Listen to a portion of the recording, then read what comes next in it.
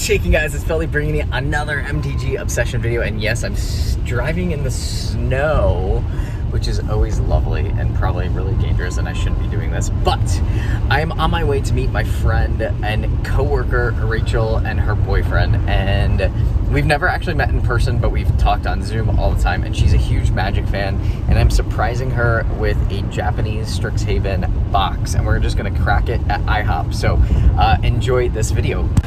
All right, here we go. It's cracking open. The good old Strixhaven Japanese.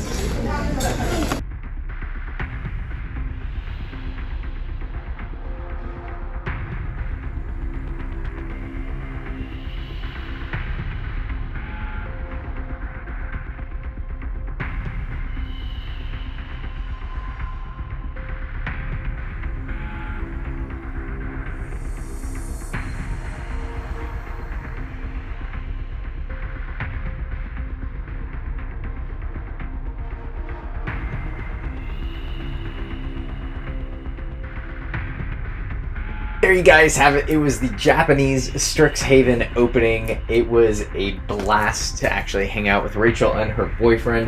You know, we didn't pull a Japanese demonic tutor, but we still pulled some really insanely valuable cards. I think the Time Warp was one of the first packs that her boyfriend opened, and he just set the card on the table, and it was so funny. I was like, no, the card's like $40. You don't want to do that. So it was a really good time. I had a great time with Rachel. It was so awesome just to see the joy in her eyes. So the reason why I wanted to surprise her, and the reason for this video, was actually for a pretty serious topic that a lot of people don't feel like broaching, and I thought it was pretty important. It's near and dear to my heart and just kind of my story in life. So I think it affects everybody at some point. And I wanted to help Rachel kind of cope, because one of her best friends had committed suicide the night before Thanksgiving. And it really hit home with me. And Rachel had an insane amount of guilt. And she confided in me that she didn't answer one of her friend's text messages. And that was the last time that she ever talked with her. And I don't know if you guys have ever experienced a friend committing suicide or not, or being super depressed, or whatever the case may be, but there is a lot of guilt that happens. There's a lot of what ifs. Suicide is such a permanent means to a temporary issue. And if you are feeling depressed, if you're feeling sad, if you have suicidal thoughts, if you have no hope, there is definitely help out there for you. A suicide prevention hotline can only go so far. The bigger thing that I want to discuss is actually just being there for people, knowing signs, knowing triggers, knowing how to help people. Because even just recently, I've actually had severe depression. I get seasonal depression living in Wisconsin, and it's really bad. It's really bad every year, right around the holidays as well. It's one of those things that not a lot of people want to talk about. Not a lot of people want to kind of put their foot out there and say, hey, there is help for you. But the reality is that everybody goes through ups and downs in life, right? But being down in the dumps, having something hit you harder than what you actually think, it sucks. Man, and it sucks so hardcore, and there were times where I just wanted to sleep the entire day. There were times that I just had no hope for my life. And then in the midst of kind of all the craziness, this actually happened. And it really put perspective in my life, and I was like, holy shit, I have to talk about this. Like, there's no way around it.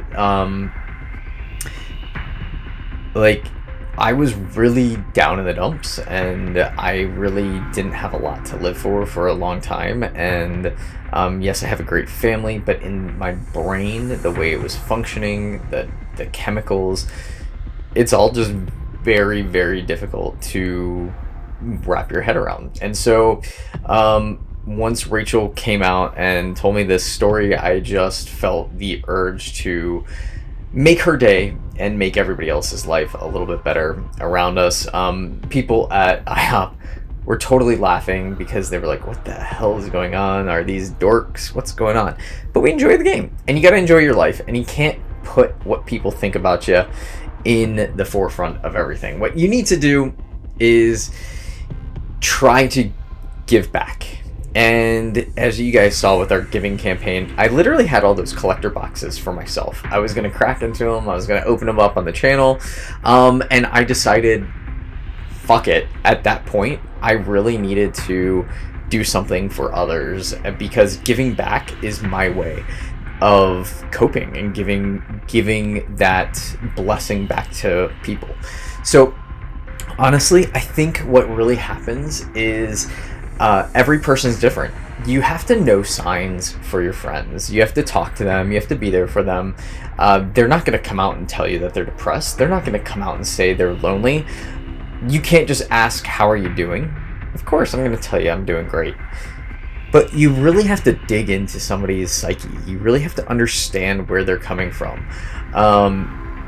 Triggers like, hey, like, I mean, you know, is everything really okay? Like, tell me more about this situation. Or, you know, is there any kind of traumatic event that happened that would trigger them to, you know, at least give you a little insight, right? And it's not for everybody. Like, you're gonna have those layers of friends. Think about it like an onion, right? Like, your onion, your core group of people, that core is so, it's protected by all those layers, right? Like, you're gonna have all those like fake friends, and then you're gonna get a little bit closer, and then you're gonna have a little bit closer, and then into the core you're only gonna have 2 or 3 people that you're really gonna be able to open up to and talk to. And you need to do that if you are feeling down and out, and just be real. You know, your friends are probably experiencing that too, and the reality is that you gotta just keep moving forward. Find your thing that you can do that makes you happy again. For me, it was giving back. It was seriously realizing the amount of blessings in my life. You kind of go through and you're kind of ignorant to it at times, and then you see somebody that's, you know, fighting for their life, and you realize, wow, like, life is really fragile. And that alone for me was enough just to kind of snap out of it. So I'm in a better place now, just in case you're wondering. Yes, there will always be that struggle. But there's always a bright side, and there's always something to look forward to. And I think that, you know, if you can be there for people, if you can support them, little tiny steps, little tiny actions really go a long way. Actions definitely speak a lot louder than words, and that's why I wanted to meet up with Rachel. I wanted to have her enjoy a physical thing of bonding together, like us just having that physical connection, along with just being there face to face and seeing raw emotion and being truly happy together. There's a lot of healing left to do. There's always going to be a lot of healing. But I really hope that you guys, you know, can go out and spread a seed of love and be there for somebody. This is not a video for me. I don't want any kind of sympathy. This is not about, you know, poor Feldy. This is about the greater good of humanity. And I think if you can just have your actions make tiny little ripples in the world, I think we're going to be in for a better place. And that's really all I wanted to discuss today. I love you guys. Thanks for supporting the channel. Till next time. Feldy. Peace.